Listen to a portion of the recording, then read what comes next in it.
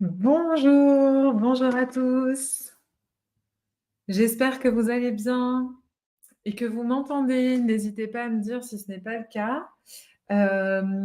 Alors, je vois qu'il y a un petit souci pour, le live Instagram, apparemment, ce qui est problématique. Alors, je ne sais pas comment je peux faire moi de mon côté. Eh bien, pas grand-chose, ce qui est bien dommage.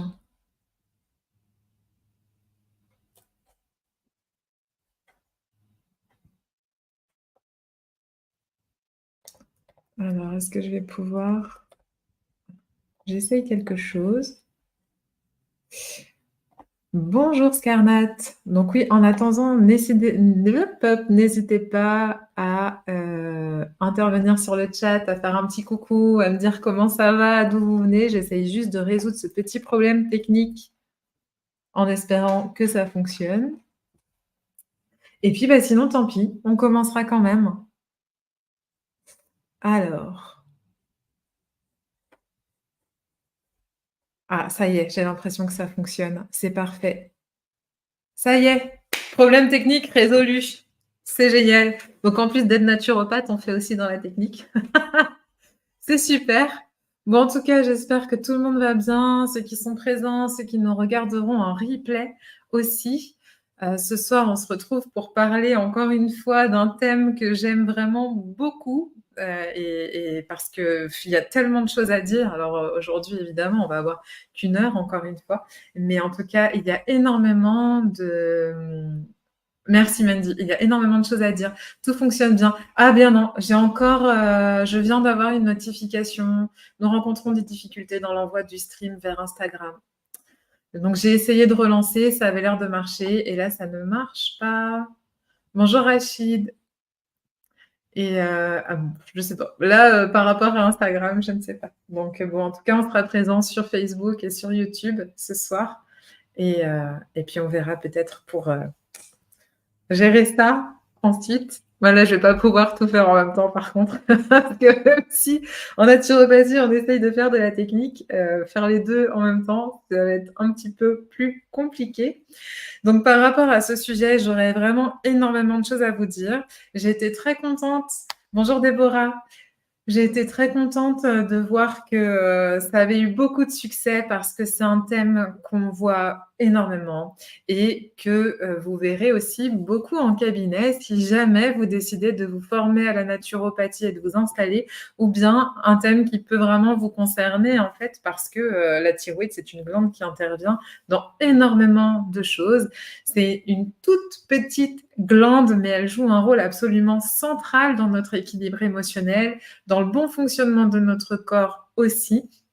Et son déséquilibre peut expliquer plusieurs problématiques auxquelles on peut être confronté personnellement ou bien en tant que naturopathe en cabinet. Donc tout ce qui va être lié à la fatigue chronique, à la perte de cheveux, à la constipation, la prise de poids ou encore la résistance à la perte de poids et tant d'autres choses qu'on va voir ensemble. Donc ce soir, on va voir ce qu'elle est, à quoi elle sert, ce qui se passe dans le corps et dans la tête quand elle dysfonctionne et comment on en prend soin. Bonjour Fadila. Bonjour Moéa. Bon, j'espère que vous avez eu meilleur temps chez vous qu'ici, parce qu'ici c'est vraiment catastrophe. On était déjà en automne, le dernier live, et on est encore en automne.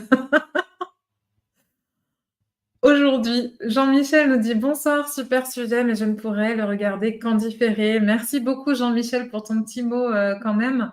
Et oui, n'hésite pas à le regarder, je pense que ça peut t'apporter vraiment beaucoup d'informations. Alors, comme d'habitude, c'est un live qui est interactif. Vous pouvez évidemment interagir dans le chat. Vous pouvez me poser vos questions, me faire part de vos expériences. Moi aussi, je pourrais peut-être vous poser quelques questions. Bonjour Camille. D'ailleurs, je vais commencer déjà par vous poser cette première question. Est-ce que vous aviez déjà entendu parler de la thyroïde et justement de, finalement, son implication dans, le métabolisme et tout ça. Donc je reposerai peut-être la question après si d'autres personnes viennent à se connecter. Déborah nous parle de pluie encore et encore et vous savez que la météo a une grosse influence sur notre thyroïde aussi. Alors on va peut-être avoir l'occasion d'en parler, mais c'est vrai que c'est assez intéressant et c'est pour ça qu'en hiver, on a tendance aussi à ralentir parce que dans l'hiver, finalement, la thyroïde va nous mettre au ralenti, elle va nous mettre un petit peu en hibernation. Alors qu'en été, enfin surtout quand il y a du soleil, là par contre, elle se rebooste un petit peu. Donc la météo et tant d'autres choses ont une influence sur notre thyroïde et vous allez voir beaucoup de choses pour en prendre soin. Déborah nous dit oui, hypo et hyper. Oui, on va parler de tout ça. Donc la thyroïde, c'est un tout petit organe, comme je vous disais, qui a une forme de papillon et qui synthétise des hormones, donc les hormones thyroïdiennes. Et ces hormones, ce sont des messagers qui vont avoir une action sur tous nos organes. C'est-à-dire que presque toutes les cellules de notre corps ont des récepteurs aux hormones thyroïdiennes. Ça veut dire aussi qu'un dérèglement au niveau de la thyroïde, ou alors, là je laisse un petit peu de suspense, mais ce qu'il y a autour de la thyroïde, ça peut avoir de nombreuses conséquences et à tel point qu'il est impossible de vivre sans thyroïde ou bien sans médicament qui vient se substituer au fonctionnement thyroïdien. Alors, donc comme vous voyez, hein, la thyroïde, c'est une petite glande, comme je vous disais, avec 2 lobes reliés par un isthme, donc comme un papillon. Elle est située ici, à la base du cou, en avant de la trachée et sous la pomme d'Adam, donc au niveau sous le cartilage thyroïde. Elle mesure 5 cm de hauteur environ, 4 cm de largeur environ et 2 cm d'épaisseur. Si je vous donne ces chiffres, c'est parce qu'en fait, toute augmentation de son épaisseur signifie déjà qu'il y a un dysfonctionnement. Et parfois, on vient même parler de goitre avec des déformations en fait, hein, au niveau de la gorge qui peuvent être assez importantes. Donc en fait, c'est une glande qui est située juste sous la peau. Du coup, pour le médecin, c'est pratique, elle est très facile à ausculter, mais elle est aussi très facile à enlever. C'est simple d'opérer juste ici puisqu'elle est juste sous la peau et c'est ce qui peut expliquer aussi eh bien, toutes ces ablations un petit peu faciles parfois. En tout cas, c'est ce qui est estimé. Alors, le déséquilibre, maintenant on en prend de plus en plus soin quand même des thyroïdes. On commence, je crois, à avoir conscience de tout l'impact que ça peut avoir sur le corps et ça, c'est une bonne chose. Et en effet, comme le disait Déborah, eh bien, un déséquilibre en matière de thyroïde peut nous mener soit vers l'hyperthyroïdie, soit vers l'hypothyroïdie. Alors, en hyper, c'est facile à retenir, hein. En hyper, tout s'accélère et en hypo, ça ralentit, ça fait dodo. Alors, c'est vraiment le moyen mnémotechnique. En hyper, ça s'accélère et en hypo, ça fait dodo. Est-ce qu'un dérèglement de la thyroïde peut provoquer des problèmes au niveau de la glande parathyroïde? Alors, oui, on ne va pas en parler ce soir, mais effectivement, en fait, juste pour répondre un petit peu plus quand même, oui, il peut y avoir un lien. En fait, derrière la thyroïde, alors j'ai pas d'image qui montre un arrière de thyroïde, mais juste derrière la thyroïde ici, vous avez comme des petites inclusions, comme des petits boutons, mais qu'on ne voit pas du coup sur le schéma, qui sont les glandes parathyroïdes. Et la thyroïde et les parathyroïdes fonctionnent de concert pour notamment le taux de calcium, etc. Donc, ce n'est pas la partie qu'on va aborder ce soir. On va vraiment parler des hormones thyroïdiennes qui vont avoir un impact sur le métabolisme et pas de la calcitonine, donc qui est aussi en lien avec la thyroïde. Ça, on en parlera plutôt dans le cours. Bon, il a fallu sélectionner, hein, parce que je vous ai dit, la thyroïde, c'est vraiment un gros, gros sujet. Et c'est tellement un gros sujet que les déséquilibres thyroïdiens touchent environ 1 personne sur 5. Alors, en tout cas, où ça a vraiment été mesuré, parce que finalement, on se rend compte qu'en fait, ça touche beaucoup plus de personnes que ça. Vraiment, c'est assez impressionnant. Et il y a beaucoup de déséquilibres thyroïdiens qui ne sont pas diagnostiqués parce qu'il y a aussi un temps assez important et un espace assez important entre la santé et la maladie. Ce n'est pas quelque chose de binaire, on va y revenir. Mais en tout cas, les hormones de synthèse, les hormones thyroïdiennes de synthèse sont à la 4e place des médicaments les plus prescrits en France et aux États-Unis. Donc, ils sont presque sur le podium quand même. Alors, Fadila nous dit: «J'ai une hypothyroïdie, je prends Euthyrox 125, je vis avec une fatigue chronique et pourtant ma thyroïde est intacte». Eh bien, j'espère, Fadila, que tu vas avoir des informations, ce soir, justement, te permettant de comprendre tout ça. Parce que, ouais, il y a des choses vraiment très sympas qu'on peut faire. Donc, comme je vous disais, en fait, le fonctionnement du corps, c'est pas quelque chose de binaire. C'est pas soit on est en bonne santé, soit on est malade. Souvent, il peut y avoir un long temps de déséquilibre avant que la maladie survienne. C'est ce qu'on peut voir aussi dans les bilans sanguins. C'est pas parce qu'on est dans les normes que ça y est, on est en pleine forme, et c'est pas parce qu'on en sort tout de suite que ça y est, on est malade et qu'il faut traiter. C'est beaucoup plus nuancé que ça, bien évidemment. Et c'est particulièrement vrai en ce qui concerne la thyroïde, qui peut montrer des signes de déséquilibre avant même que ça n'apparaisse sur les bilans. Et d'ailleurs, le bilan en matière de thyroïde, eh bien, il n'est pas toujours aussi précis qu'il le faudrait, ou la lecture n'est peut-être pas toujours aussi précise. Donc, on va plutôt s'intéresser à la clinique, c'est-à-dire aux différents signes qui vont finalement indiquer un déséquilibre au niveau de la thyroïde. On va parler quand même un petit peu des bilans, parce que même si effectivement on fait de la naturopathie, on ne fait pas de la médecine, et ça, il faut vraiment que ce soit clair, mais ça n'empêche qu'on peut aussi avoir une lecture, on pourrait dire notre lecture, qui ne sert absolument pas à diagnostiquer ni à mettre en place un traitement, puisque je le rappelle, nous ne sommes pas médecins, mais par contre, on va toujours chercher à s'approcher de ce qu'on appelle, nous, les normes santé, les normes vraiment optimales. Et je vais vous expliquer tout ça.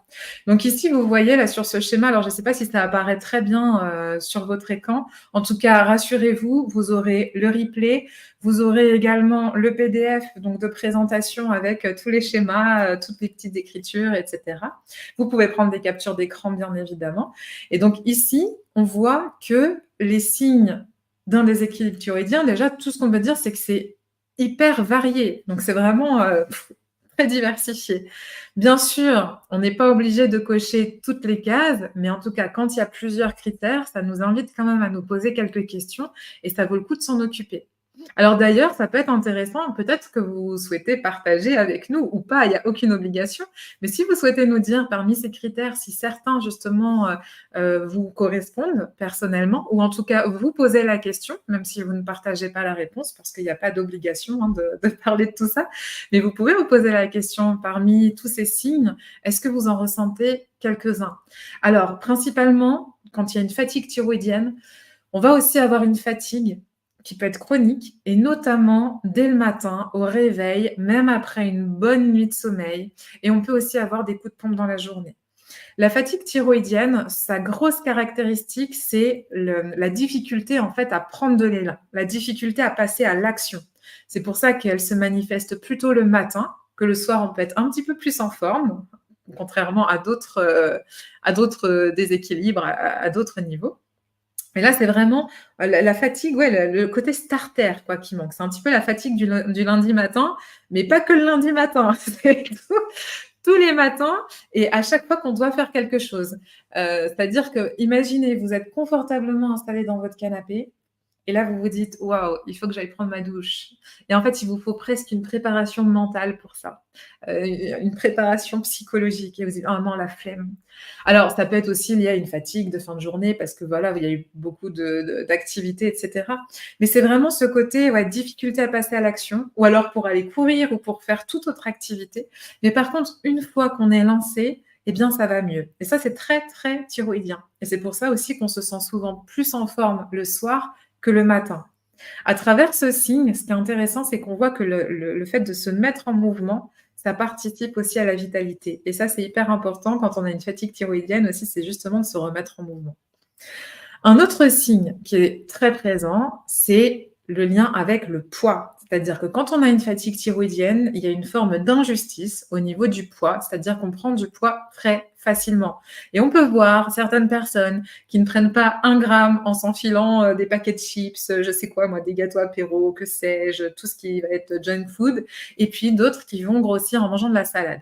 Alors, c'est un petit peu caricaturé ce que je dis, mais c'est pas totalement faux non plus. C'est-à-dire que même parfois, on peut avoir une alimentation complètement saine, on peut aussi se mettre en activité, et cetera. Et pour autant, il y a une forme de résistance à la perte de poids. Et parce qu'en fait, c'est le métabolisme qui est ralenti. Alors Déborah nous dit: «Mais si on a des symptômes, mais que la prise de sang ne montre aucun problème» et on va en parler de ça. Parce qu'en fait, c'est pas parce qu'on nous dit que, tout va bien au niveau du bilan sanguin que c'est forcément vrai. C'est pour ça qu'on va vraiment attacher beaucoup plus d'importance à la clinique qu'au bilan sanguin et dans le bilan sanguin, il y a aussi des petites nuances que je vais vous partager, en fait, pour que vous puissiez vraiment avoir l'information et avoir une lecture un petit peu plus exigeante du bilan sanguin, parce qu'on ne cherche pas à diagnostiquer quoi que ce soit, on cherche à voir à partir de quel moment ça commence déjà à dysfonctionner et où on commence à avoir du coup des symptômes. Un problème de thyroïde peut provoquer de la toux. Alors, pas forcément. En fait, ça pourrait être indirect dans le sens où la thyroïde va aussi être en lien avec le système digestif. C'est-à-dire que s'il y a un ralentissement de la thyroïde, il peut y avoir un ralentissement de l'estomac, ce qui peut provoquer, par exemple, du reflux. Et en cas de reflux, on peut avoir de la toux. Mais il faudrait déjà savoir quel type de toux. Est-ce que c'est plutôt sec? Est-ce que c'est plutôt gras? Est-ce que c'est plutôt la nuit? Est-ce que c'est plutôt... Enfin, ça peut être lié à... La toux peut être liée à tout un tas d'autres choses. Le seul lien qu'on peut faire avec la thyroïde, à mon sens, c'est plutôt au niveau voilà, digestif et avec ces remontées-là. Mais bon, ça ne veut pas dire que c'est la thyroïde, hein, d'accord? C'est juste que ça peut avoir un lien assez indirect, je l'avoue, mais tout de même. Et d'ailleurs, un des autres symptômes d'une fatigue thyroïdienne, c'est justement cette fatigue digestive aussi. Donc, on peut avoir des troubles digestifs par fatigue thyroïdienne, notamment des digestions lourdes, on sent que l'estomac a du mal, on peut se sentir un peu plus barbouillé, on a l'impression qu'on a un petit peu plus de mal à digérer. Dès qu'on dépasse une quantité, même parfois une petite quantité, hein, on peut sentir que la digestion a beaucoup de mal à se faire. On peut avoir des reflux, ce qu'on appelle le RGO, les reflux gastro-œsophagiens, les remontées acides. On peut avoir la constipation, on peut avoir vraiment tout un ralentissement en fait au niveau du système digestif. Et donc ces reflux peuvent provoquer la toux, mais je n'ai pas connaissance sur un lien direct en tout cas entre toux et thyroïde. Alors après, ça peut être situé aussi au niveau de la gorge, hein, pourquoi pas. Mais là, il faudrait aller voir dans d'autres sphères, entre guillemets, à d'autres étages. D'autres symptômes aussi, ça peut être justement toujours en lien avec ce métabolisme très ralenti, le fait d'avoir froid et d'avoir du mal à se réchauffer. Donc très souvent, quand il y a fatigue thyroïdienne, il va y avoir frilosité, les mains froides, les pieds froids, et vraiment on sent que la petite laine est de rigueur, par exemple. Au niveau de la peau et des cheveux et des ongles, donc tout ce qu'on appelle, c'est-à-dire le système tégumentaire, on peut aussi avoir des marques, entre guillemets, c'est-à-dire qu'on va avoir souvent une peau un petit peu plus sèche ou un petit peu plus fine. On va souvent moins transpirer. On peut avoir plus de crampes, surtout la nuit, le matin. Alors, ça peut aussi être en lien avec le magnésium et avec le stress, bien évidemment. Les ongles sont plutôt cassants. On va plutôt avoir tendance à perdre les cheveux. Et puis, au niveau de la voix, en fait, la voix, elle peut être aussi un petit peu plus éraillée, un petit peu plus rauque. Et une élocution qui peut être un petit peu plus lente, mais toujours parce qu'on est dans un métabolisme qui est ralenti. Et vraiment, au niveau physique, il peut y avoir des signes. Alors, un signe aussi qui peut beaucoup parler, c'est au niveau du sourcil. Quand vous voyez le tiers du sourcil, là, le tiers final du sourcil qui a tendance à s'effacer, c'est aussi un signe de fatigue thyroïdienne. Donc, c'est un signe physique de fatigue thyroïdienne. Alors, attention aux femmes ou autres, hein, d'ailleurs, aux personnes qui s'épilent les sourcils. Parce que forcément, là, on n'aura pas l'information. Mais en tout cas, ce tiers du sourcil manquant, c'est un des signes. On peut aussi avoir de la rétention d'eau, donc une tendance à faire de l'œdème, que ce soit au niveau des jambes, au niveau des chevilles, des poignets, en fait, souvent les extrémités ou les doigts. On peut avoir les doigts, une sensation de doigts un petit peu boudinés, surtout le matin. Et les personnes qui dorment avec des bagues peuvent avoir de grosses difficultés, mais même juste à bouger leur bague, en fait. Et surtout le matin. Alors, OK, il y a la chaleur de la couette, etc., qui fait qu'on va un petit peu plus se dilater, mais tout de même, il y a quand même ce côté très œdémateux et qu'on peut voir aussi au niveau des yeux, en fait, surtout le matin, avec les yeux gonflés, les yeux un petit peu bouffis, on a du mal à ouvrir les paupières. Donc, Fadila qui nous dit, c'est ça, la catastrophe, les cheveux. Ouais, c'est vrai que du coup, il y a cette perte de cheveux, mais ça, c'est aussi très thyroïdien. Et la spécificité au niveau de la perte de cheveux en lien avec la thyroïde, c'est qu'en fait, très souvent, c'est assez éparse. C'est-à-dire que ça fait une implantation qui est un petit peu, éparpillée. C'est pas juste à un endroit, sur la tête, c'est vraiment, un petit peu partout, quoi. Voilà, avec la sensation de perdre des poignées de cheveux. Et c'est d'ailleurs quelque chose qu'on peut voir aussi beaucoup en hiver. Alors, on est peut-être plus sensible, en tant que femme, mais c'est quelque chose qu'on voit en hiver parce qu'aussi il peut y avoir un ralentissement thyroïdien à ce moment-là. Après au niveau, du moral aussi, il peut y avoir des répercussions. Alors on va en parler un petit peu plus en détail, mais, il peut y avoir une humeur un petit peu plus maussade, un moral un petit peu plus bas. Ça peut aussi être en lien avec des problèmes de concentration, avec des difficultés à retenir, donc à mémoriser, avec des troubles de l'apprentissage parce que voilà, on est un petit peu plus déconnecté, on se sent un petit peu plus, dans sa bulle et parfois plus intériorisé aussi. Ça peut être en lien avec des problèmes de sommeil, on peut avoir un sentiment vague de tristesse, on peut avoir voilà, vous voyez un petit peu cette énergie-là, justement un petit peu d'intériorité, de tristesse, où on se renferme, où on a juste envie d'être sous un gros plaid bien chaud et tranquille et puis de se reposer, quoi. C'est un petit peu ça finalement, entre guillemets, «le mood» qui se cache derrière cette fatigue thyroïdienne. Et puis, il peut y avoir aussi d'autres choses, par exemple, au niveau du métabolisme, c'est vrai qu'on en a parlé tout à l'heure, mais tout ce qui va être en lien avec le cholestérol, c'est intéressant de le savoir parce que plus la thyroïde est fatiguée, plus on va avoir tendance à faire du cholestérol. Et on peut parfois même éviter la prise de statine en optimisant la thyroïde. Vous savez que les statines, ce sont des médicaments qui sont prescrits par les médecins pour justement baisser le taux de cholestérol dans le corps. Et en fait, parfois, avant même d'avoir besoin de recourir à ce traitement-là, on peut justement rééquilibrer le bilan lipidique, enfin le bilan cholestérol, en s'occupant de la thyroïde. Donc c'est quand même vachement intéressant de savoir ça. Et puis évidemment, tout ce qui est en lien avec, le système hormonal, hein, tout ce qui peut, comment dire?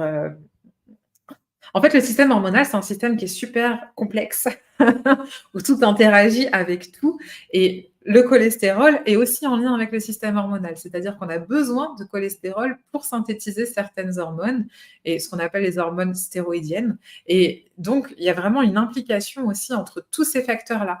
Donc la thyroïde, elle peut être impliquée dans les dérèglements des cycles chez la femme, dans les syndromes prémenstruels, dans la libido aussi, parce que quand on a une fatigue thyroïdienne, généralement, on a une perte de libido qui est associée. On peut également observer des troubles de la fertilité, ce qu'on appelle une hypofertilité, quand on a du mal à faire un bébé, qu'on a du mal à concevoir, ou alors qu'on a tendance à malheureusement vivre des fausses couches, ça peut être aussi thyroïdien. Il peut aussi y avoir un épuisement surrénalien. Donc en gros, ce qu'il faut retenir, parce que là, on va surtout parler de l'hypo ce soir, parce que c'est la tendance principale, j'ai envie de dire. Donc en hypo, on va plutôt tendance à avoir un métabolisme ralenti, avec de la constipation, avec de la prise de poids, avec de la difficulté à se concentrer, à mémoriser. On peut ressentir beaucoup de frilosité, beaucoup de fatigue, et on est plus dans une émotion peut-être de tristesse ou parfois même de peur, de crainte, d'inquiétude. L'anxiété aussi, c'est très thyroïdien. Et il peut même y avoir un petit terrain dépressif aussi derrière cette fatigue thyroïdienne. Alors, Déborah nous demande qu'est-ce qui provoque la fatigue thyroïdienne? Oh, beaucoup de choses, et on va en parler aussi. En fait, finalement, tout ce qui n'optimise pas le fonctionnement de la thyroïde peut provoquer la fatigue thyroïdienne. On va voir ça tout à l'heure, parce que justement, ça va vous donner des pistes d'accompagnement. Alors, soit pour les personnes que vous accompagnez en cabinet, soit pour vous-même, ce qui est quand même aussi assez pertinent. Et malheureusement, ou heureusement, hein, ceci dit, il n'y a pas une réponse valable pour tout le monde et on n'a pas de baguette magique non plus. On peut donner des pistes parce qu'en fait, on peut voir dans une même journée plusieurs personnes qui ont une fatigue thyroïdienne et c'est pas pour autant que ce seront les mêmes causes qui se cachent derrière.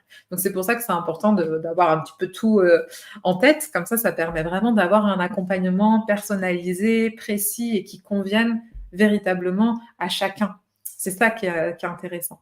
Donc en hypo, je vous ai dit, ça fait plutôt dodo. Et au contraire, En hyper, eh bien là, on va augmenter le métabolisme, on peut même avoir des palpitations, de la nervosité avec des tremblements, une perte de poids, une difficulté même à prendre du poids. Ça veut dire qu'on peut même aller parfois dans la maigreur ou dans la minceur extrême.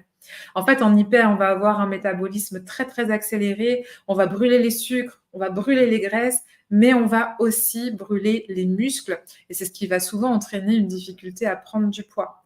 Donc en cas d'hyper, on va être plus speed, on peut être aussi un petit peu plus irritable et les émotions derrière ça, ça va être plutôt des émotions centrifuges comme la colère. Alors ça peut être la joie aussi, hein, qui est une émotion centrifuge, qui est tournée vers l'extérieur, vers les autres. Au niveau digestif, ça va être le contraire. Très souvent, en hyper, on va plutôt avoir un transit rapide avec des selles molles, voire de la diarrhée. Et le risque ici va être plutôt inflammatoire et ça va se manifester à plein de niveaux différents, au niveau cardiovasculaire, au niveau de pas mal de choses. Oui, je revois la question, pardon, ça me perturbe. Et cette inflammation qui peut aussi être en lien avec un certain stress oxydatif qui finalement forme le lit de pas mal de choses inconfortables comme des déminéralisations, etc. Et on ne va pas accompagner de la même manière l'hyperthyroïdie que l'hypothyroïdie, bien évidemment. Et généralement, l'hyperthyroïdie est en lien soit avec un stress très important, et donc à ce moment-là, il faut faire face. Donc le corps met tout son pouvoir, enfin tout ce qu'il peut pour justement augmenter son métabolisme pour pouvoir faire face. Ça ne dure jamais vraiment longtemps. Souvent après, il y a un épuisement quand même qui se met en place. Ou alors, ça peut être aussi avec un facteur inflammatoire, mais qu'on va retrouver au niveau de l'intestin. C'est-à-dire, ne soyez pas étonnés si vous allez voir un naturopathe pour une problématique d'hyperthyroïdie et qu'en fait, au final, vous repartez avec des conseils pour la sphère intestinale. Parce qu'en fait, il peut y avoir des déséquilibres au niveau de l'intestin qui vont favoriser l'inflammation, qui vont favoriser un certain emballement aussi du système immunitaire et qui peuvent apporter ces problématiques d'hyperthyroïdie. Alors, oui, ici, juste très, très, très rapidement, pour être honnête, en fait, je voulais profiter de ce live pour partager avec vous un tableau qui est un petit peu plus complet et qui sera utile notamment pour nos stagiaires du centre Altermedic Center pour pouvoir avoir des données supplémentaires. Et évidemment, vous retrouverez ce tableau dans le PDF de la présentation qui sera mis en ligne sur la page Facebook de l'école.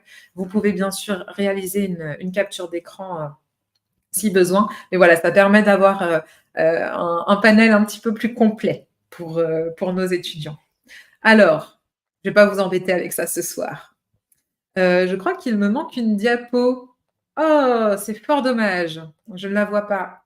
D'ailleurs, ouais, j'ai vu que la présentation, il y avait des choses qui n'avaient pas été prises en compte. Bon, comment je la mettrai dans le de toute façon, ce sera dans le PDF. Vous allez devoir m'écouter. Je vous laisse avec ce magnifique tableau en attendant. Je ne comprends pas pourquoi ça n'a pas été pris en compte. Mais bref, peu importe. En fait, je voulais vraiment faire un lien entre la thyroïde et les émotions. C'est-à-dire qu'au niveau psycho-émotionnel, comme je vous disais, en hypothyroïdie, on va plutôt avoir tendance à être mélancolique. Et au niveau de l'expression, ça c'est intéressant aussi parce qu'au niveau de l'expression et finalement même de l'affirmation de soi, on sent qu'il peut y avoir des difficultés. Et ce qui est intéressant, c'est que, alors, si on s'intéresse à l'énergétique, évidemment, il n'y a aucune obligation. Ça dépend de la sensibilité, des croyances de chacun. Et vraiment, il n'y a aucun problème si vous squeezez complètement cette information. Mais la thyroïde est en lien avec, finalement, le chakra de la gorge, qui est aussi celui de l'expression de soi. Donc, le fait qu'il y ait un ralentissement de la fonction thyroïdienne, et ça, on l'observe aussi beaucoup, souvent, ça va être chez des personnes qui prennent beaucoup sur elles, et qui finalement n'expriment pas forcément leurs besoins. Chez des personnes qui peuvent avoir du mal à dire non Et c'est vrai que quand il y a des fatigues thyroïdiennes, souvent on se rend compte que, il y a une expression qui est un petit peu minorée avec, des gestes, finalement, qui ne sont pas exprimés et même des paroles qui ne sont pas exprimées. On est plutôt vers quelque chose d'assez lisse. Alors qu'en hyper, là, ça peut partir dans tous les sens. On peut avoir un côté un peu plus maniaque, un peu plus, enfin des gestes qui partent, voilà, c'est beaucoup plus volubile, c'est beaucoup plus, centrifuge en fait, comme je vous disais. On peut aussi avoir une sensibilité qui est complètement exacerbée en hyperthyroïdie et une hypersensibilité au niveau des sens aussi. Et chez les personnes hypersensibles, ça peut être intéressant d'aller voir le fonctionnement de la thyroïde. Il faut savoir qu'en naturopathie, on représente 2 réserves de vitalité. On va avoir d'un côté le système glandulaire, donc le système hormonal, et de l'autre côté, le système nerveux.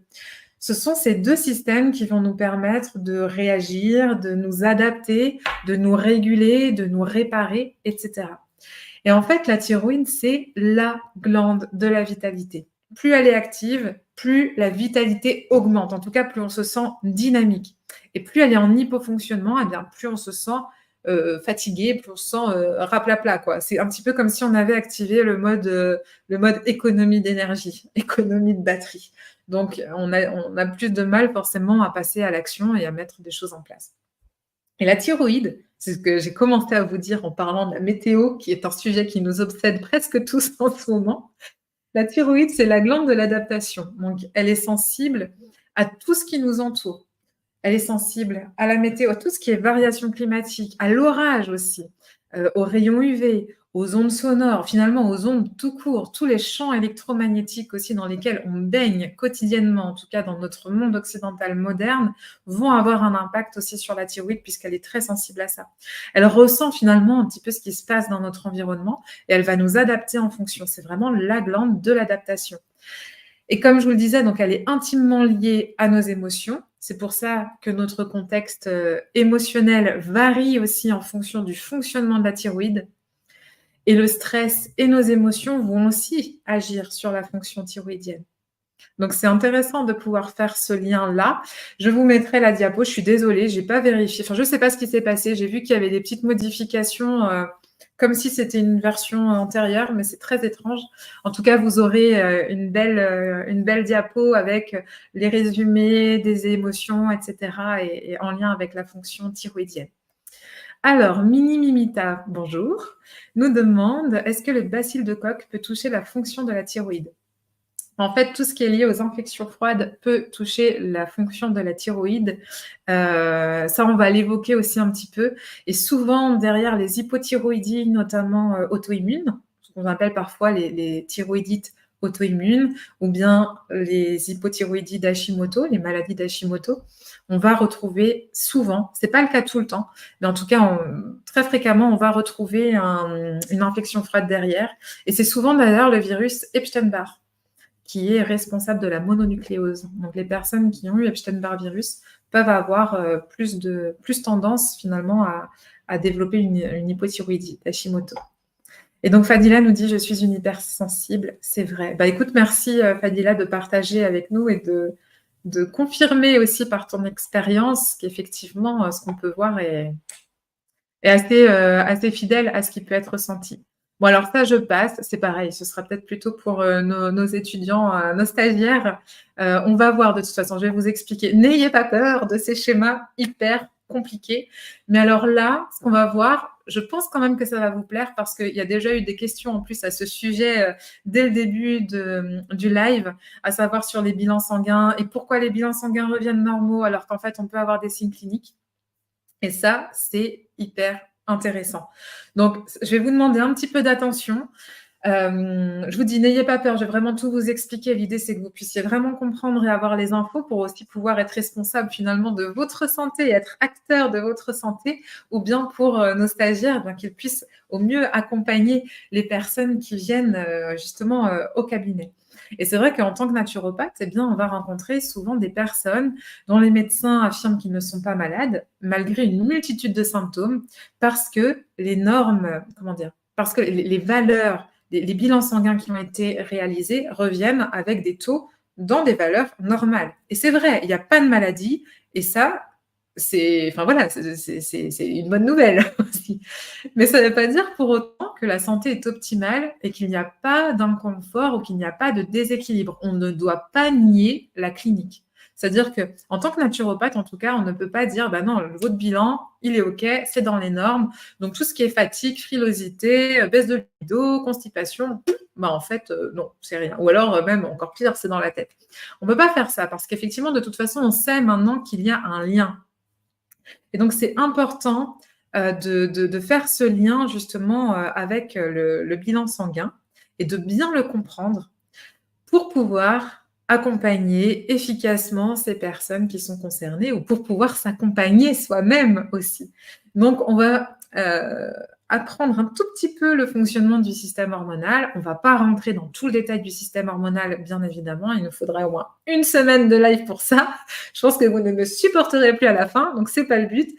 Mais au moins, on va juste examiner les valeurs de TSH en contexte avec d'autres indicateurs comme la T3 et la T4, je vais vous expliquer. Et puis, bien sûr, la clinique, le ressenti de la personne. Et donc là, je m'adresse vraiment aussi bien aux praticiens qu'à toute personne concernée, bien évidemment. Donc ici, on a notre thyroïde. OK ? Cette thyroïde-là, enfin, elle est un petit peu en plus gros ici. Je ne sais pas si vous voyez mon curseur.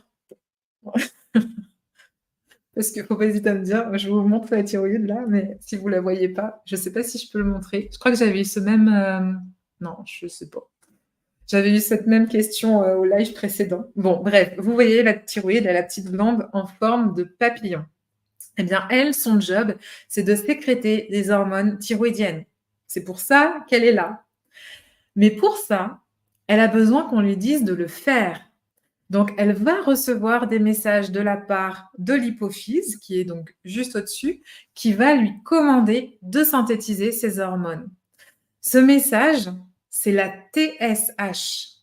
OK ? Donc, la thyréostimuline. On s'en fiche du nom. Mais la TSH, vous allez le retrouver dans les bilans sanguins. Donc, en fait, quand on mesure la TSH, on ne mesure pas le fruit du travail de la thyroïde, on mesure le taux du message que l'hypophyse envoie à la thyroïde. Donc, si on fait une analogie, la thyroïde, c'est notre enfant. Le parent, c'est l'hypophyse. La TSH, c'est le range ta chambre. OK ? Donc, en fait, ce qu'on mesure, c'est la présence du message. Parce qu'on estime que plus l'enfant va ranger sa chambre, moins on aura besoin de lui dire, mais moins il le fait, plus on va lui dire. Donc, plus la TSH sera élevée. J'espère que je ne vous perds pas avec ma petite analogie. Mais en gros, c'est ça. Donc, quand on mesure la TSH, on mesure le taux du message que l'hypophyse envoie à la thyroïde. Et en plus, pour que l'hypophyse demande à la thyroïde de sécréter ces hormones, eh bien, l'hypophyse doit elle aussi d'abord être stimulée par l'hypothalamus avec la TRH. Donc, vous voyez aussi ici là en vert sur le schéma. Donc, en gros, l'hypophyse, pardon, alors si en plus je commence à me mélanger, là je vais vous perdre. On recommence. L'hypothalamus envoie la TRH à l'hypophyse qui envoie la TSH à la thyroïde pour lui demander de fabriquer ses hormones. Et ces hormones, ça va être beaucoup de T4 et un tout petit peu de T3. La différence entre T4 et T3, c'est un atome d'iode. Il n'y a pas beaucoup de différence. Parce qu'en effet, ça aussi on va le voir, l'iode, c'est un élément qui est absolument indispensable à la formation des hormones thyroïdiennes, puisque les hormones thyroïdiennes, elles sont faites à partir de l'iode et à partir d'un petit fragment de protéine, d'un acide aminé qui s'appelle la tyrosine. C'est pour ça qu'une carence en iode va impliquer une clinique d'hypothyroïdie. Donc, on peut avoir des hypothyroïdies. En fait, la thyroïde, elle fonctionne très bien, elle n'a aucun problème, mais elle n'a pas le matériel pour fabriquer ses hormones. Et donc, on va avoir une clinique d'hypothyroïdie avec la fatigue, le surpoids, la constipation, etc. Tout ce que je vous ai dit, juste parce qu'il y a un manque d'iode, par exemple. Donc ça, déjà, c'est une piste. Quand on me demandait tout à l'heure pourquoi, qu'est-ce qui justifie la fatigue thyroïdienne ? Eh bien, le manque d'iode, par exemple, c'est une des premières causes. Donc, la thyroïde peut absolument bien fonctionner, mais si elle n'a pas les outils, elle ne va pas pouvoir faire grand-chose. La T4, En fait, c'est une hormone de stockage. C'est pas une hormone qui est active. C'est pas elle qui va faire que vous allez péter le feu. C'est vraiment l'hormone de stockage.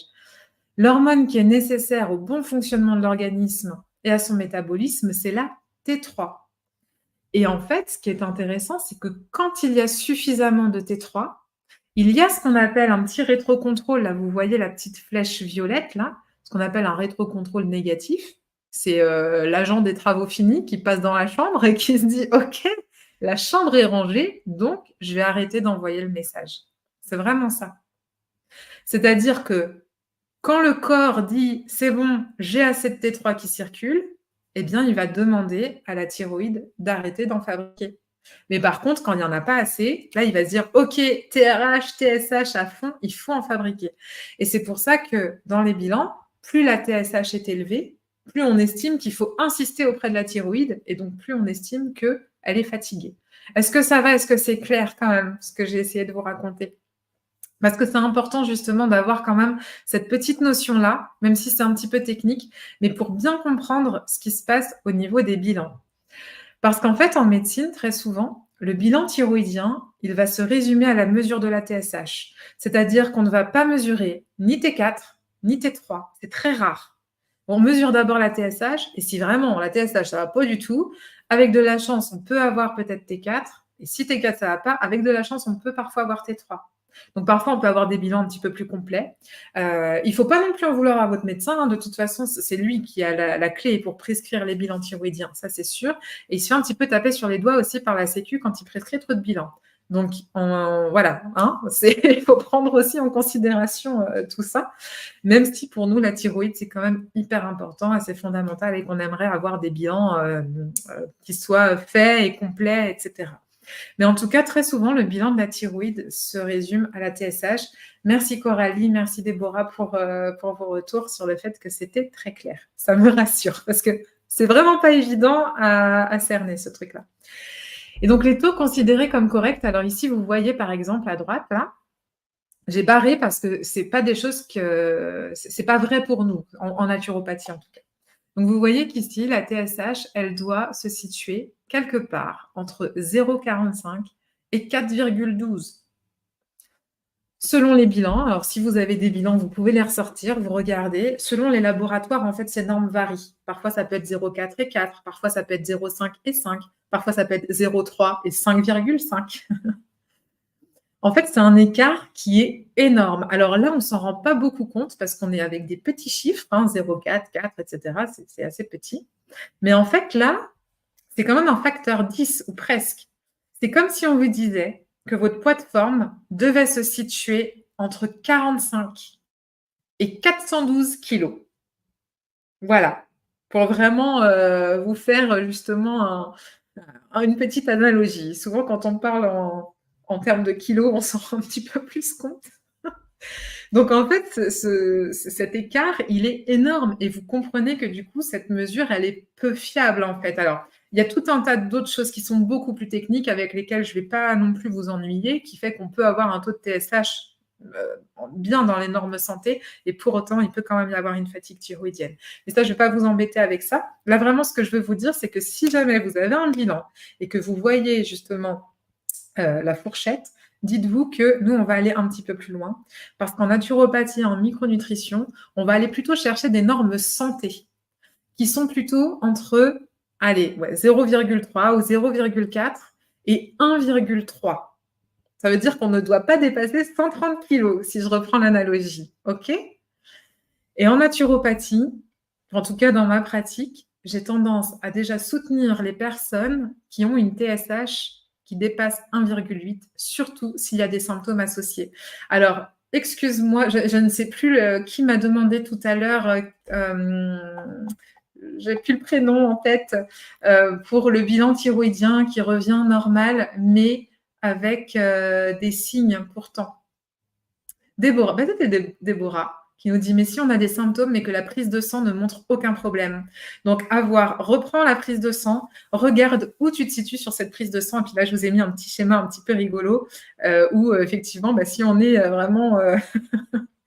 on est dans les normes, mais un petit peu dans les... Enfin, c'est dans les chaussettes.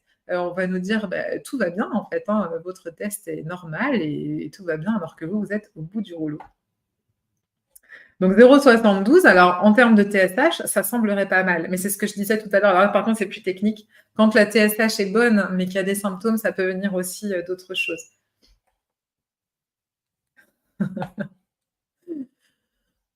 Donc en gros, ce qu'on aime bien aussi avoir, c'est justement la mesure de la T4 et la mesure de la T3 parce que ça permet justement de voir quelle est, l'hormone, comment dire? Quel peut être un petit peu le facteur limitant. Parce que alors attention, accrochez-vous encore un petit peu. Notre T3, moi je vous ai dit la thyroïde, elle fabrique 2 hormones pour être très synthétique, hein, d'accord? J'essaye de simplifier un petit peu. Elle va synthétiser beaucoup de T4 et elle va synthétiser un tout petit peu de T3. Sauf que c'est la T3 qui est active, c'est la T3 qui vous active, OK? Et cette T3, pour en obtenir, en fait, il faut convertir la T4. Il faut transformer la T4 en T3. En gros, il faut lui enlever un atome d'iode et au bon endroit, parce que sinon ça ne marche pas. Et cette conversion-là, c'est pas la thyroïde qui l'a fait. Ça se fait à distance et ça se fait notamment au niveau du foie, au niveau de l'intestin, mais aussi des reins. Enfin, en fait, au niveau de tous les tissus périphériques, on va dire principalement le foie. Donc, c'est ce qui justifie que si on a un ralentissement ou un petit affaiblissement au niveau du foie ou de l'intestin, par exemple, eh bien, ça peut aussi avoir des répercussions sur nos ressentis en matière de thyroïde. La thyroïde fonctionne bien, elle fournit plein de T4, mais par contre, on va avoir du mal à la convertir. Et là, on va vraiment se retrouver face aussi à des problématiques de personnes qui, par exemple, sont sous lévothyrox, qui est un médicament qui va apporter de la T4. Mais si cette T4 n'est pas convertie, eh bien, on est toujours fatigué, on n'arrive toujours pas à perdre du poids et c'est toujours finalement problématique, en fait, au niveau du métabolisme. Et donc, si les symptômes persistent, eh bien, ça peut être vraiment intéressant justement d'optimiser le fonctionnement de la thyroïde et de voir ce qui se passe. Est-ce que c'est au niveau de la synthèse ou est-ce que c'est au niveau de la conversion? En fait, vous voyez que si ça déconne, c'est pas forcément à cause de la thyroïde. Ça peut être que soit elle n'a pas les matériaux de base, donc on a parlé de l'iode et de la tyrosine. Ça peut être aussi que les ouvrières qui sont à l'œuvre dans la thyroïde, donc c'est les enzymes en fait, hein, eh bien ces ouvrières-là n'ont pas les bons outils. Parce que pour pouvoir justement faire tout ce métabolisme-là, on va avoir besoin de fer, on va avoir besoin de zinc, on va avoir besoin de sélénium. Et si on a une carence en fer, par exemple, eh bien, il peut y avoir des répercussions sur le fonctionnement de la thyroïde. Et ça peut être aussi, comme je vous disais, hein, la thyroïde, elle fonctionne super, elle a tout ce qu'il faut. Elle fait plein de T4 et malheureusement, on n'arrive pas à convertir parce que le foie est surchargé ou aussi parce qu'il y a du stress chronique. Alors ça, je vous en ai pas parlé, il va falloir que je vous en parle. Ouais, je vais vous en parler tout à l'heure.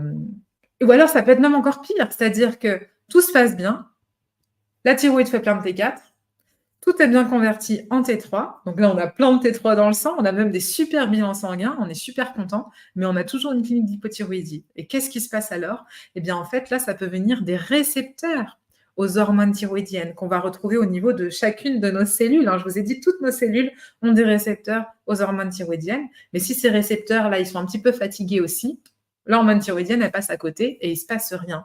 Et pour optimiser la réception de ces hormones thyroïdiennes, il faut penser notamment à la vitamine D et aussi à la vitamine A. Et là, en ce moment, on a des taux de vitamine D qui sont effondrés. Justement, on parlait de la météo, alors on y revient encore parce qu'effectivement, on manque tellement de soleil, de sommeil aussi peut-être d'ailleurs, mais on manque tellement de soleil que les taux de vitamine D sont effondrés et on peut avoir une super thyroïde. On peut peut-être avoir du mal aussi à activer nos récepteurs aux hormones thyroïdiennes. Donc, vous voyez en fait comme quoi toutes ces problématiques ne sont pas forcément liées qu'à la thyroïde. Et la thyroïde peut être plus la victime que la coupable d'ailleurs dans l'histoire. Donc déjà, pour avoir un bon équilibre thyroïdien, il faut qu'on ait suffisamment d'iode, suffisamment de protéines, de fer, de zinc et de sélénium. Donc, il faut qu'on ait une assiette canon.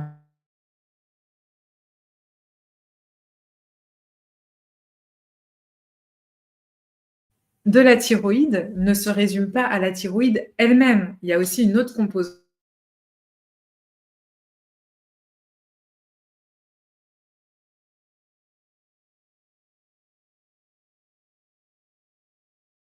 thyroïde, mais du système immunitaire.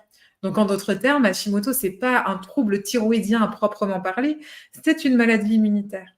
Donc, vous voyez comment ça peut être beaucoup plus complexe et c'est pour ça qu'on n'a pas une baguette magique, on n'a pas une solution qui soit la même pour tout le monde, parce que l'idée, c'est de pouvoir justement avoir cette approche personnalisée et en fonction des causes qui justifient ces déséquilibres chez chacun.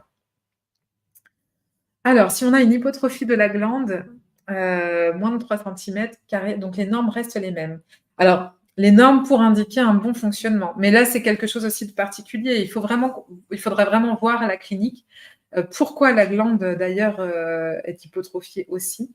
Très souvent, on peut avoir des hypertrophies, mais Fadila aussi qui nous dit: «Merci, je ne savais pas pour la vitamine A».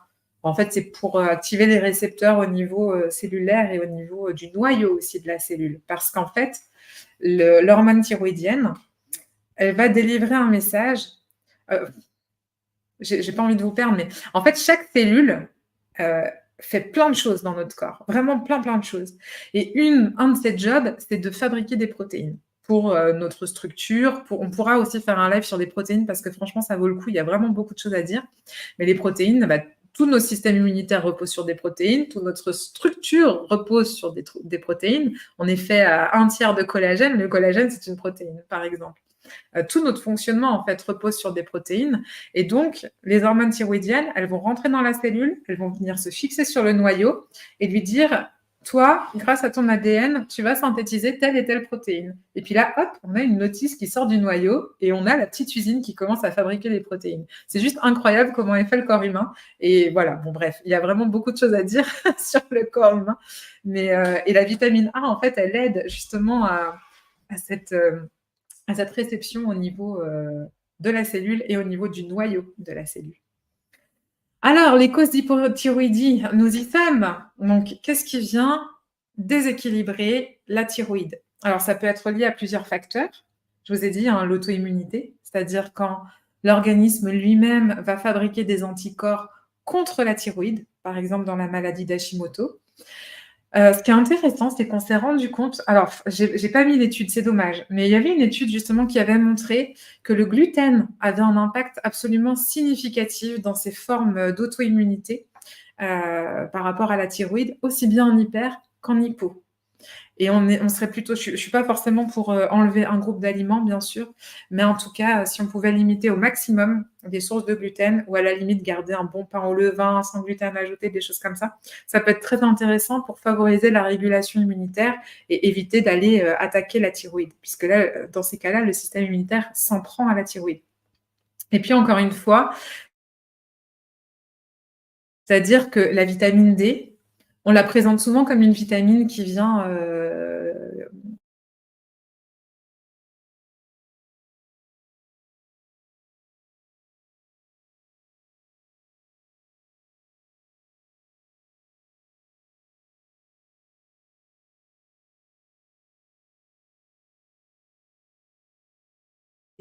dans les bilans sanguins, on n'aime pas quand elle est en dessous de 30.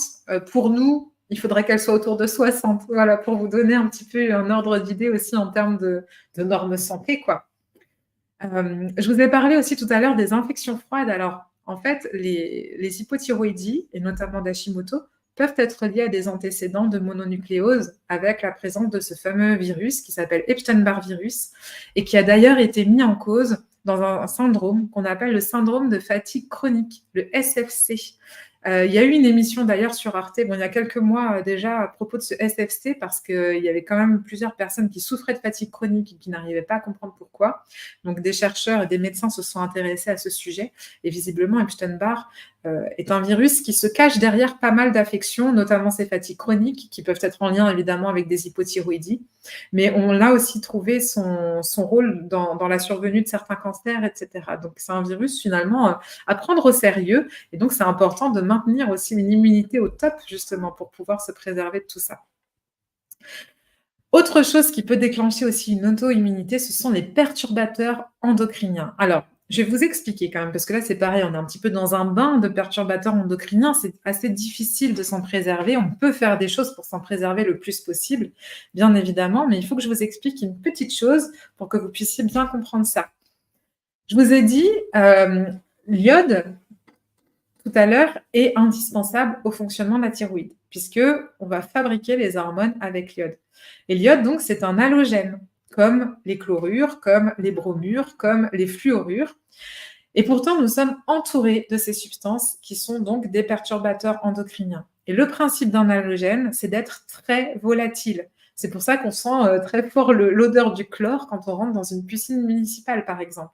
Mais en fait, c'est la même chose avec le brome, qui est une substance ignifuge, donc qu'on va mettre pour limiter la propagation des incendies, des choses comme ça.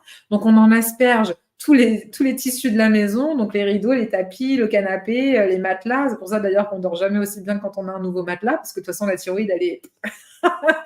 Bon, j'en rigole, mais c'est pas très drôle. Mais bref, du coup, on est un petit peu assommé, donc forcément, on a un sommeil bien profond.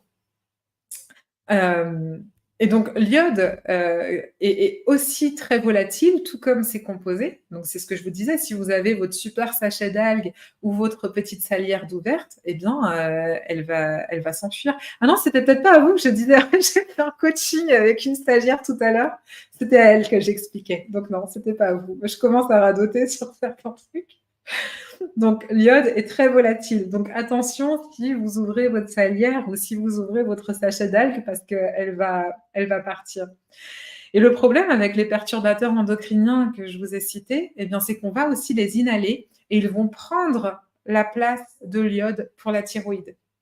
Et en plus de ça, on a tendance quand même à manquer d'iode dans l'alimentation. Donc, c'est ce qui va aussi totalement dérégler la glande et notamment l'immunité parce qu'en fait, comme les mauvaises choses vont se fixer au mauvais endroit, ça peut aussi faire dégénérer un petit peu la régulation immunitaire.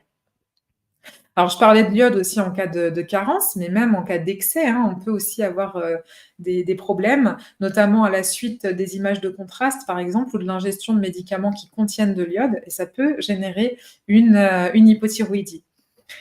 Alors oui, je vous ai dit aussi, parce qu'on le voit là, alors si le stress brûlait les calories, je serais déjà top modèle, mais comme le stress, je vous l'ai dit, pouvait aussi avoir un impact négatif sur la thyroïde, il faut que je vous explique aussi un petit peu. Je vais vous raconter une petite histoire. Alors j'espère que vous me suivez toujours bien, parce que quand tout va bien, je vous ai dit, la thyroïde sécrète de la T4, qui est convertie en T3, qui va être ensuite réceptionné par les cellules pour pouvoir fonctionner. Mais quand il y a un stress chronique, il y a souvent beaucoup de cortisol. On n'arrive plus à défendre le plafond de cortisol.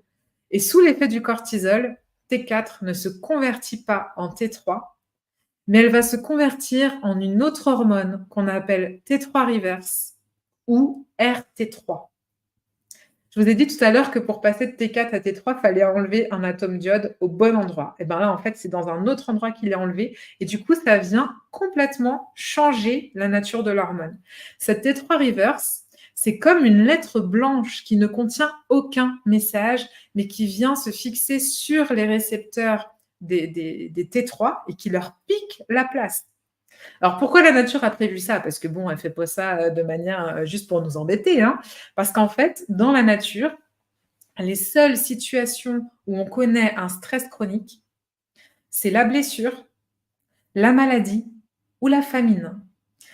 Donc, j'ai envie de dire, même quand on se fait courser par un prédateur dans la nature, bah, ça dure qu'un temps, hein. Soit il nous bouffe, soit on arrive à se mettre à l'abri. C'est pas comme le patron qu'on va voir tous les jours, quoi. Voilà, il y a un moment donné où ça prend fin et où du coup le stress peut s'arrêter. Dans notre mode de vie moderne, c'est un petit peu plus compliqué. Et donc, dans ces trois situations de stress, de maladie, de blessure ou de famine, il faut aller à l'économie d'énergie. Et pour ça, le corps a choisi d'inactiver le métabolisme en fabriquant de la T3 reverse pour optimiser nos chances de survie. Et c'est la même chose, par exemple, quand on a un terrain inflammatoire, parce qu'en cas d'inflammation chronique, ce qu'on appelle l'inflammation de bas grade, eh bien, les messagers inflammatoires vont diminuer fortement la TSH et la T3, et on va plutôt augmenter la T3 reverse. C'est aussi une des raisons pour lesquelles la TSH peut apparaître complètement nickel sur le bilan, et pourtant, c'est pas nickel dans la clinique. Alors, pour faire très vite, parce que je vois que sinon je vais vraiment, dépasser. Je suis désolée, c'est vrai que j'ai pris un petit peu de temps, mais bon, j'avais pas envie de vous laisser dans le flou. Il y a aussi des hypothyroïdies qui peuvent survenir après l'accouchement et ça, c'est normal, c'est physiologique. Normalement, ce n'est que passager, mais parfois, après le 2e enfant, après le 3e enfant ou après le Nème enfant, la thyroïde ne parvient plus à remonter à son niveau d'équilibre.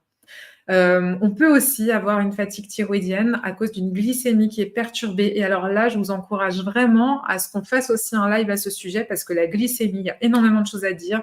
C'est un sujet d'actualité avec tous ces problèmes face au sucre, face à l'insulinorésistance qui forment le lit de toutes nos maladies. Donc, on pourra aussi en parler en long, en large, en travers lors d'un live. Ce sera vraiment avec plaisir.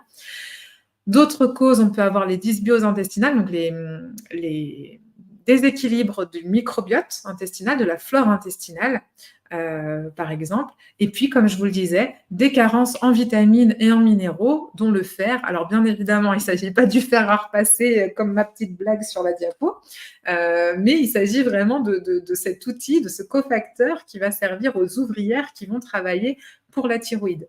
Et ces micronutriments, ils interviennent à différents moments, que ce soit pour fabriquer la T4, que ce soit pour que la T4 se transforme en T3, pour que la T3 se fixe au récepteur, etc. Donc, si elle manque d'outils, la thyroïde va moins bien fonctionner, voire plus du tout. Donc, finalement, avant d'en arriver aux médicaments, ça peut être super intéressant, plutôt que de se substituer finalement aux hormones thyroïdiennes, et bien de redonner à la thyroïde tous les matériaux nécessaires, de la redresser, entre guillemets, hein, en lui apportant ce dont elle a besoin. Alors, en naturopathie, pour nous aider, on peut se servir justement de notre questionnaire lors de ce long premier entretien pour justement avoir un petit peu plus d'infos sur certains nutriments, sur l'iode, sur la vitamine A, sur le magnésium, sur les oméga 3, sur le fer, sur l'iode, non, j'en ai déjà parlé de l'iode. Bref, et puis ensuite, on peut aussi s'amuser à corriger les déficits. Alors, en plus, si on a des bilans sanguins, là, c'est encore mieux. Donc, voilà en gros pour les causes. Une synthèse des causes avec les solutions à côté. Là, c'est pareil. Bon, si j'allais dire, c'est peut-être plus pour nos étudiants, mais non, parce que ça peut être intéressant aussi pour des personnes qui sont concernées. Donc, on va aussi éviter les substances toxiques, bien évidemment. Je crois que je vous ai mis une petite diapo ici. Donc, je passe très vite parce qu'en fait, bon, tout est écrit. Alors, si, quand même, pour vous dire, juste les aliments goitrigènes, ce qu'on appelle les aliments goitrigènes, parce que c'est peut-être un mot un peu barbare pour vous. Ce sont des aliments qui vont freiner la fixation de l'iode sur la thyroïde et donc qui freinent le fonctionnement thyroïdien. Donc, ça va être notamment la racine de manioc, les choux, les radis, etc. Alors, c'est pas grave si on en mange 3 fois par semaine, mais si on en mange matin, midi et soir, ça va être un petit peu plus embêtant. Il y a des plantes aussi qui ralentissent la thyroïde, notamment le trèfle rouge, la mélisse. Donc, si vous faites une cure de trèfle rouge ou de mélisse, ça peut ralentir le fonctionnement thyroïdien. Donc, ça aussi, c'est des petites choses qu'on peut garder en tête. Alors, je voulais juste faire un petit point, vous présenter ça que vous retrouverez aussi dans le PDF, qui parle donc des perturbateurs endocriniens, puisqu'on va essayer d'éviter au maximum l'exposition aux produits chimiques présents dans différents produits, dans les produits ménagers, dans les produits cosmétiques, dans les plastiques, dans les meubles, bref, tout ce qu'on appelle les COV, les composés organiques volatiles. Donc ce qu'on retrouve aussi dans les revêtements des poils, par exemple, etc. Tout ce qui est perturbateur endocrinien. Et puis l'idée, ça va être d'adopter bien sûr une alimentation équilibrée et riche en nutriments, avec un apport suffisant en iode. Faites-vous plaisir avec les huîtres si vous aimez ça, avec les fruits de mer, les algues marines, les sels type herbe amare ou un bon sel de Guérande, un bon sel bien gris, du gros sel que vous mettez dans un moulin et que vous utilisez vraiment au moment de manger, de vous servir. Les petits poissons gras aussi, qui sont hyper intéressants pour l'apport d'iode, certes, mais aussi pour les oméga 3, bien évidemment. Vous pouvez consommer des aliments riches en sélénium. Alors, on parle souvent des noix du Brésil. Bon, c'est pas forcément aussi simple que ça, mais c'est déjà un bon point d'entrée. Et puis finalement d'avoir une assiette complète, avec aussi des légumes verts qui vous apporteront notamment du magnésium, des vitamines B, etc. Les aliments riches en fer, etc., etc. Et il y a aussi un principe, je ne crois pas l'avoir noté. Ah, bon, si, on peut reprendre ça. Tiens donc. Parfait. On peut, enfin, je voudrais revenir à quelque chose dont je parle souvent, c'est la chrononutrition. C'est-à-dire avoir un petit déjeuner plutôt protéiné, plutôt gras. Donc, l'idéal pour la thyroïde le matin, c'est de manger 1 ou 2 œufs coques, par exemple, avec des bonnes tartines, d'un bon pain au levain, sans gluten ajouté, avec du tartare d'algues. Ce que je dis souvent, c'est si on fait le petit topping avec les graines germées, alors là, c'est top, c'est parfait. Mais en tout cas, d'essayer d'apporter aussi des choses comme ça, des éléments de construction pour la thyroïde à ce moment-là. Que dire de plus? Alors, au niveau des petits plus, je vous ai mis aussi quelques plantes qui peuvent être intéressantes. Le gugule et le coléus, ce sont des plantes qui agissent directement au niveau de l'axe. Alors, on a vu tout à l'heure, hein, je la remets hop, pour le fun. Je peux mettre celui-ci, sinon. Non, parce qu'on a vu l'autre, ça va être plus sympa. Le gugule et le coléus agissent au niveau de l'hypothalamus, de l'hypophyse et de la thyroïde. Donc, c'est un grand régulateur là, de cet axe-là. Bon, vous ne voyez pas mon curseur, mais j'essaye quand même toute seule. On va avoir d'autres plantes comme l'ashwagandha, par exemple, qui va être aussi très intéressant pour gérer le stress chronique et donc favoriser la conversion des hormones thyroïdiennes. Le romarin, c'est la même chose, le schisandra aussi. Donc, en fait, il y a plein d'outils possibles. Si vraiment vous êtes concerné par une problématique thyroïdienne, moi, je vous encourage quand même d'être vraiment accompagné pour avoir un conseil vraiment précis et digne de ce nom. Mais sinon, c'est vrai que là, ça vous donne déjà pas mal de pistes. Et là, c'est cadeau. En fait, je vous ai rajouté des petites slides que je ne pensais pas. Ça y est, on a passé l'heure, je trouve plus mes mots, c'est fini. Dont je ne pensais pas parler ce soir, mais c'était vraiment pour que vous puissiez les avoir dans le PDF suite à ce live. Donc, avec justement des petits mots sur les différents micronutriments et où est-ce qu'on les trouve, à quoi ils servent, notamment au niveau thyroïdien. Et donc, on va pouvoir conclure avec justement cette thyroïde qui finalement est indispensable, comme je disais, à notre vitalité, notre bien-être et qu'il faut absolument chouchouter. C'est-à-dire que si vous avez des symptômes ou si vous êtes face à quelqu'un qui a des symptômes qui indiquent une fatigue thyroïdienne, c'est important d'insister. Même si les bilans sanguins reviennent bien, ça peut être pas mal de soutenir. Et on peut soutenir une thyroïde sans forcément avoir besoin de bilan, hein. Juste la clinique est assez parlante. Et donc, on va vraiment prendre soin de la personne, de l'organisme. On va faire attention au stress chronique, on va faire attention à l'assiette, on va faire attention à l'immunité, à l'intestin, etc. pour justement optimiser au mieux le fonctionnement de cette glande qui vous le revaudra bien parce que sans elle, on n'est pas grand-chose en fait. On a du mal à bien fonctionner et c'est une glande qui est vitale, hein. C'est pour ça que quand il y a une ablation de la thyroïde, eh bien, on est médicamenté à vie parce que rien ne peut remplacer cette glande. Donc voilà, j'espère que oui, c'était fini. J'espère que ce live vous a apporté des informations. Je sais qu'il y a eu des petits moments un petit peu techniques. J'espère que ça a été compréhensible quand même. J'ai vu vos retours qui m'ont fait beaucoup plaisir. Merci d'ailleurs Fadila, gratitude pour vos échanges, c'était avec grand plaisir. Mini Mimita qui nous dit merci aussi. Merci Déborah, merci à toutes et à tous. On se retrouve très bientôt pour le prochain live. Je crois que le sujet est déjà déterminé, mais à voir. De toute façon, si ce n'est pas le cas, il y aura le sondage. En tout cas, la prochaine fois, on parlera digestion. Et justement, comment optimiser la digestion? On en a déjà parlé un petit peu aujourd'hui avec justement tous ces inconforts qu'on peut ressentir en termes de lourdeur digestive, les reflux gastro-œsophagiens, la constipation, etc. Donc, on va voir ce qui se cache derrière tout ça et comment on peut optimiser le confort digestif. Bonne soirée à toutes et à tous. Bonne soirée Coralie, Camille. Merci pour ces retours, toujours très intéressants, avec plaisir. Mais en tout cas, c'est toujours une joie pour moi de partager toutes ces infos avec vous. Donc, à bientôt, bel été, au mois prochain. Et puis, on se retrouve sur le groupe Facebook ou bien en coaching ou par mail pour les stagiaires d'Alter Medic Center. Bonne soirée!